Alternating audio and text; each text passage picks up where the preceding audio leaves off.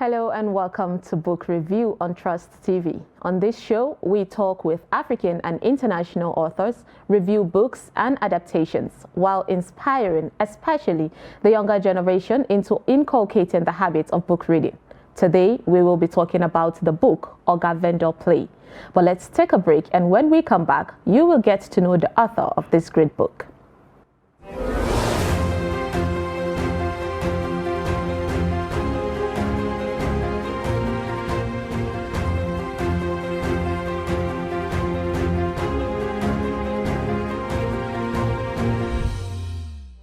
Our guest for today is a journalism teacher, poet, a playwright, and essayist of international repute, whose works embellish so many literary anthologies and professional journals. He is an engaged public speaker, an ambassador of peace of the United Nations, and a fellow of the Institute of Corporate Administration in Nigeria. Presently, he is the National Secretary and Head of Poets of the World in Nigeria. And let's not forget an author, that is Dr. Uche Ekunebu. Welcome, sir. Thank you. I hope I did justice to your profile. Yes, you did. Okay, so let's talk about your journey, your work. You walk us through the process and inspiration behind your achievements so far. I always say my inspiration comes from God, who deposited in me the talent of writing. A talent I discovered at a very tender age. So my inspiration is from God. Yes. So how did it start? Well, the journey started actually when I was in the secondary school. And my English teacher discovered that I was very good in writing essays.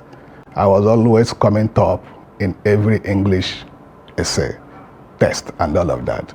And one day, one of my English teacher sat me down and said, "Do you know that you are going to be a writer?" At that tender age, I said, I couldn't answer that question. He told me to keep it up, that I write very well. I remember that year, I think it was the essay, the title of the essay that made him to call me to his office was Military in Politics. Military in Politics, and this was happening around 1984-85. That was how it started. It started from secondary school. At secondary school, I was actually writing for Concord newspapers. I was writing articles and all of that for all the Concord newspapers, Newswatch and all of that. My articles were appearing at that period, even while in secondary school. And when I left secondary school, I continued. So it has been a very long journey for me. My writing odyssey is close to 40 years. So that's a long time. I know that from that period of time, Yes. where there were a lot of readers of book. But what do you think about, the value of book reading these days in this generation? Well, book reading has been affected by the internet as of today. In time past, it was a thing of beauty for people to say, I have read this book, I have read that book, I have read so and so book. But it's no longer the fashion these days. People are distracted by internet, television, and so many other things, gadgets everywhere.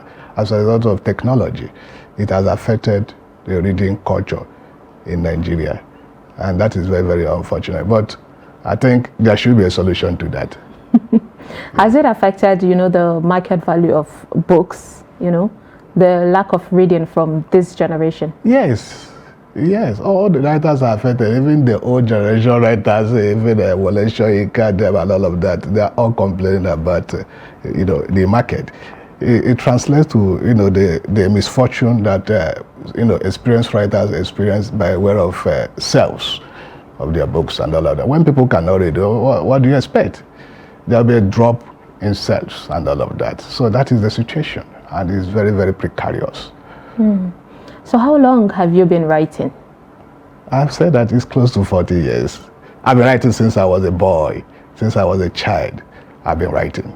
So I can't really, say it was so, but since I was a child, and I'm no longer a child, I'm a full adult at that. So that gives you a picture of.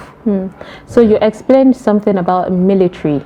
Would your genre of your kind of books be, could you say, historic or fictional? In my writing odyssey, I have traversed all genre of literature or writing.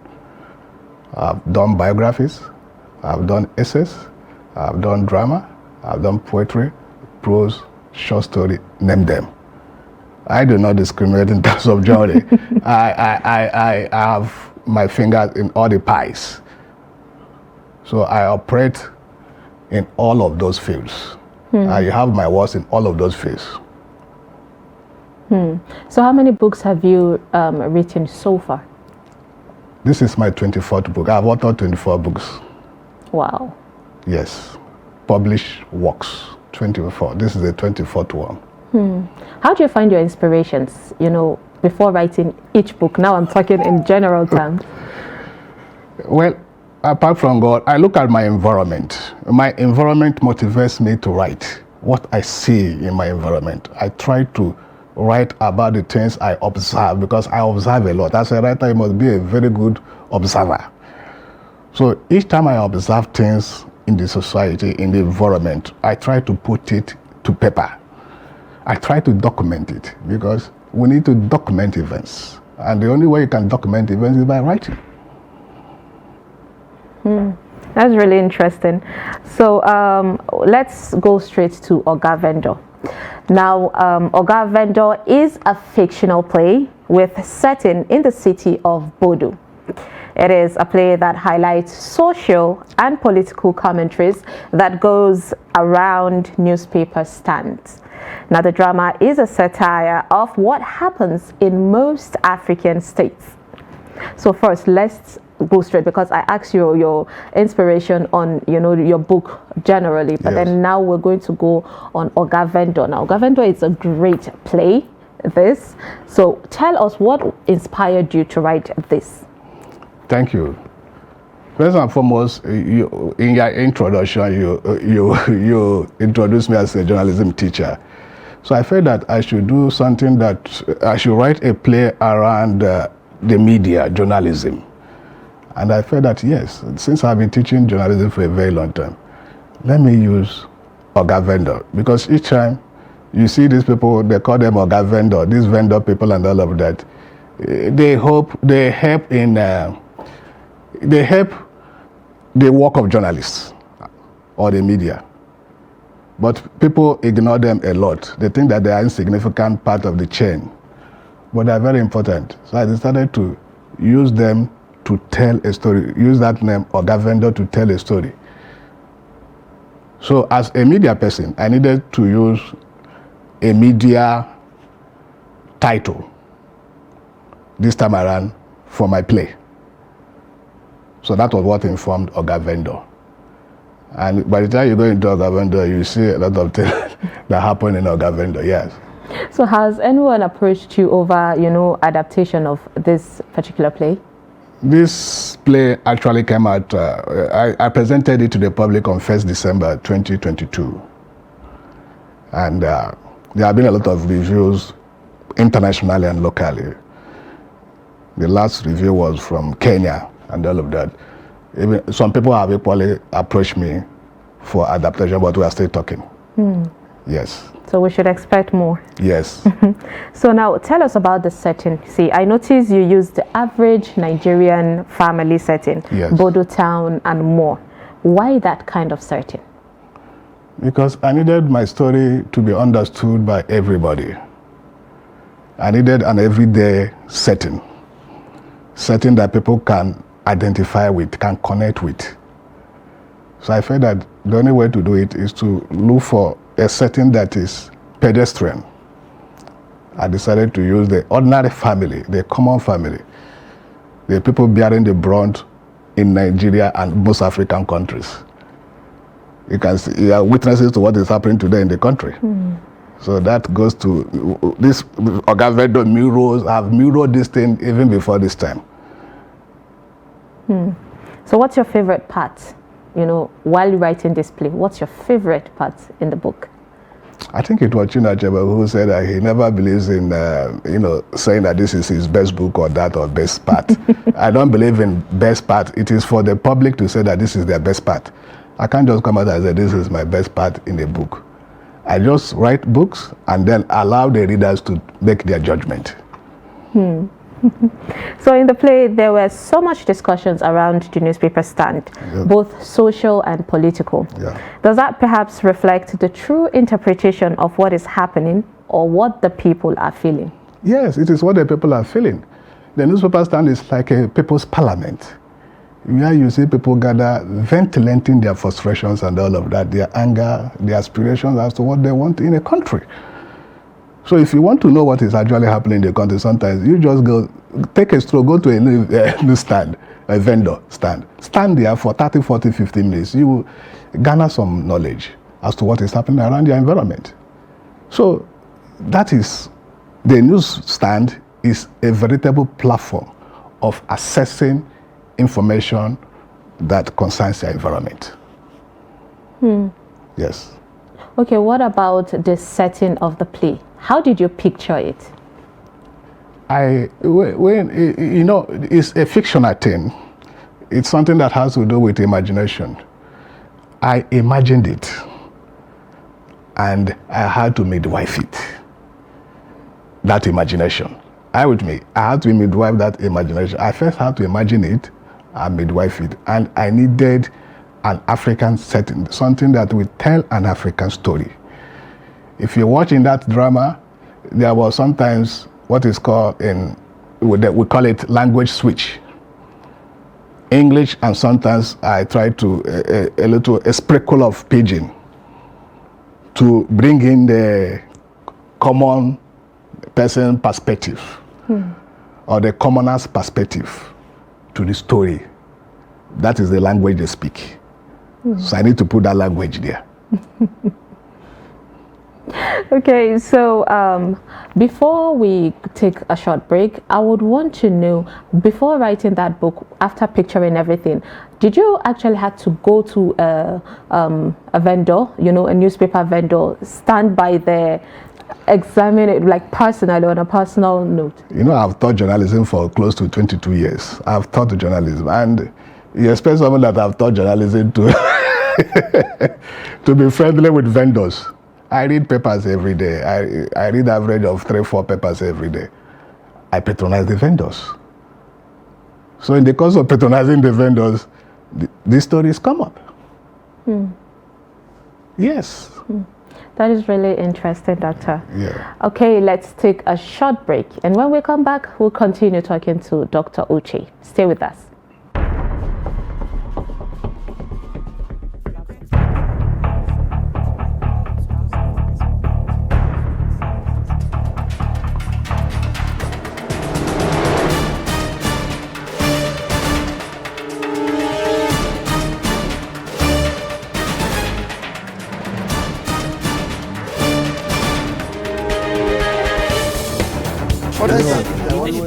That's great.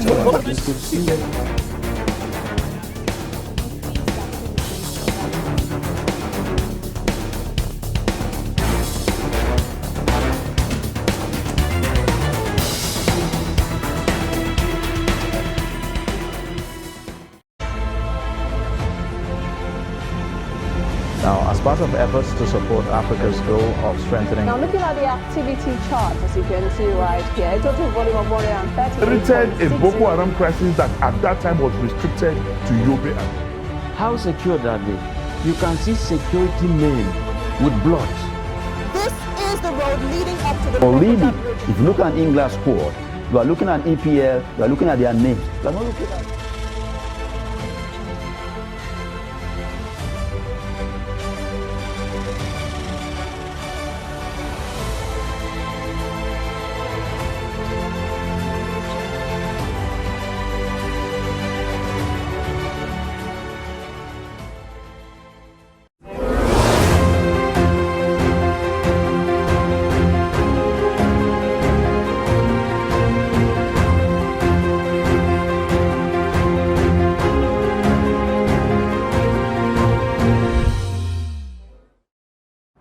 Welcome back. If you're just joining us, this is Book Review on Trust TV, and we are with an author who is Dr. Uche Akunebu.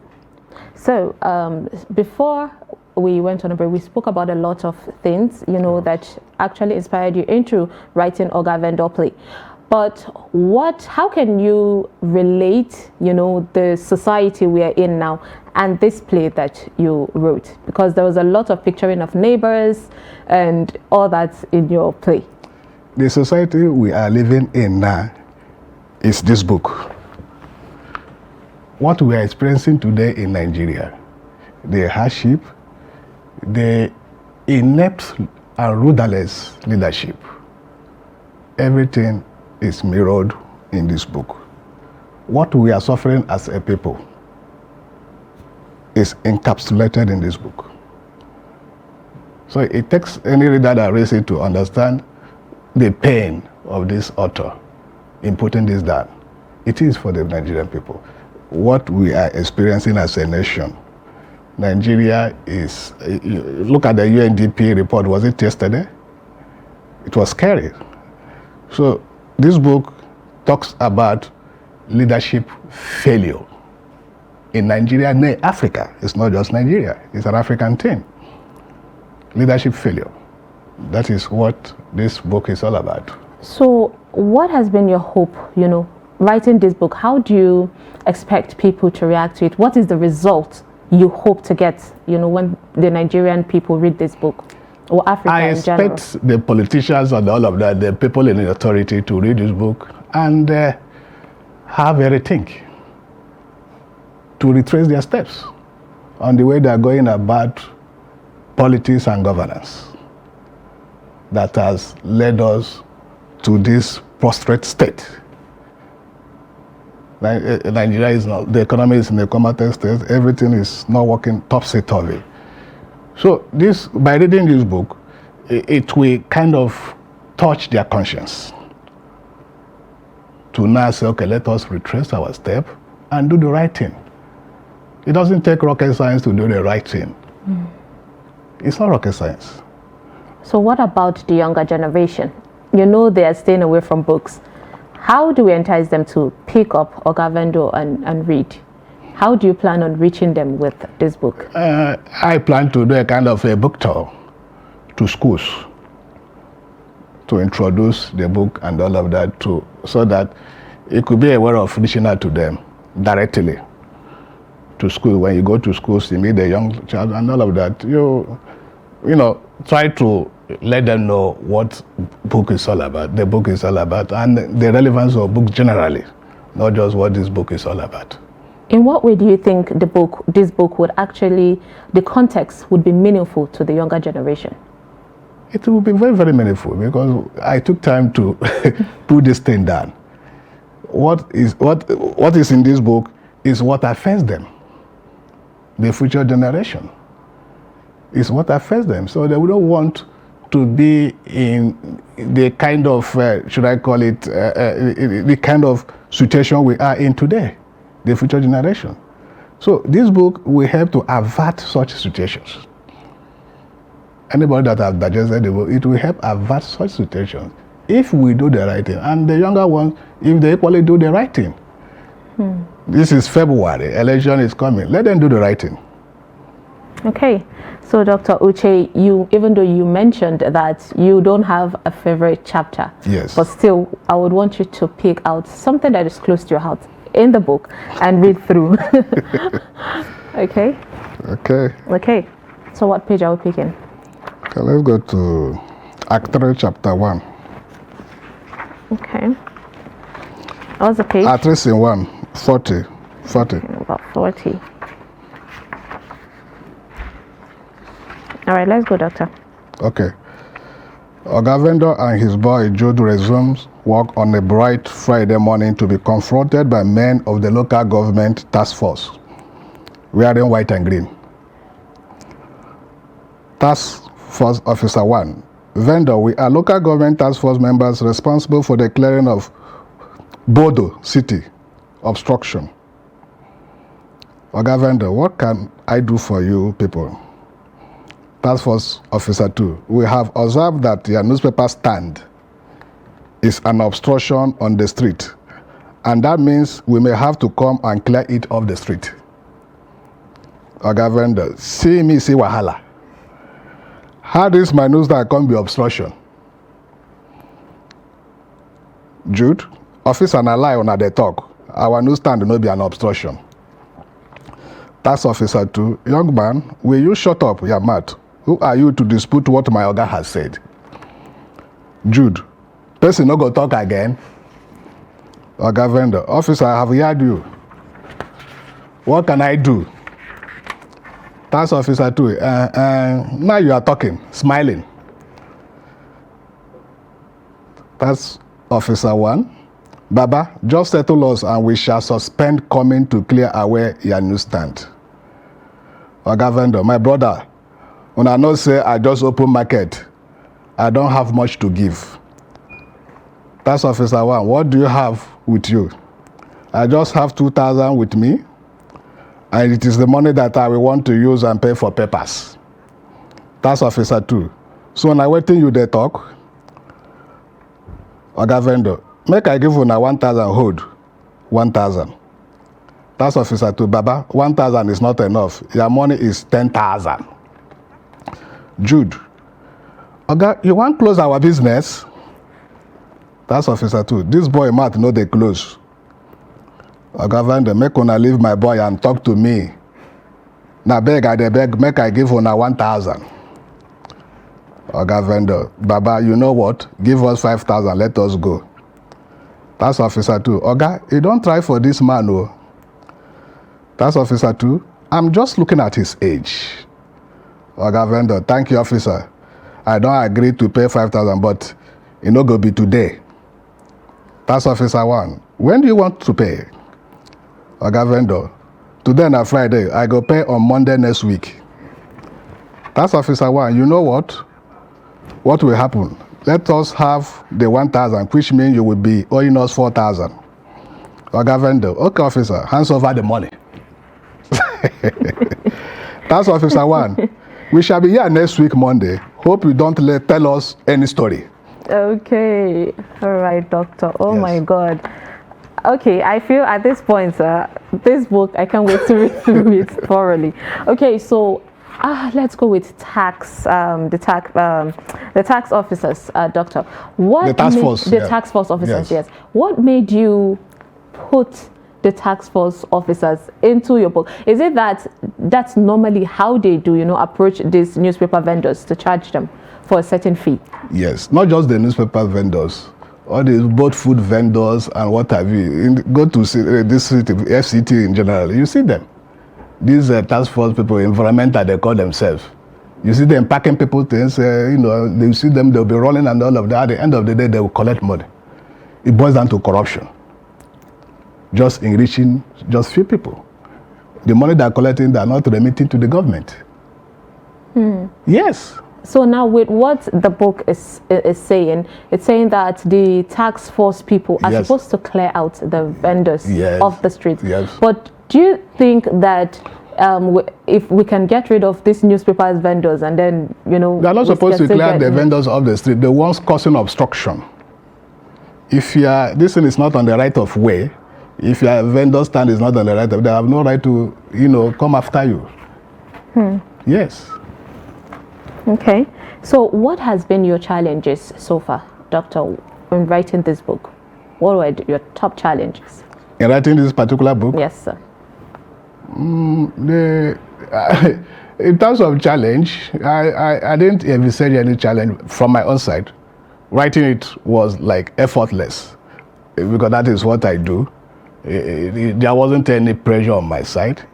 It just took me less than a month to put this down, the thought and all of that. So it wasn't much of a challenge. But the only other challenge I can say is the printing challenge. The cost of publishing these books is very enormous. When you look at the financial watches, it's something that is unimaginable. When you think of it, it can even put you off from the track. You can be derailed from continue your dream.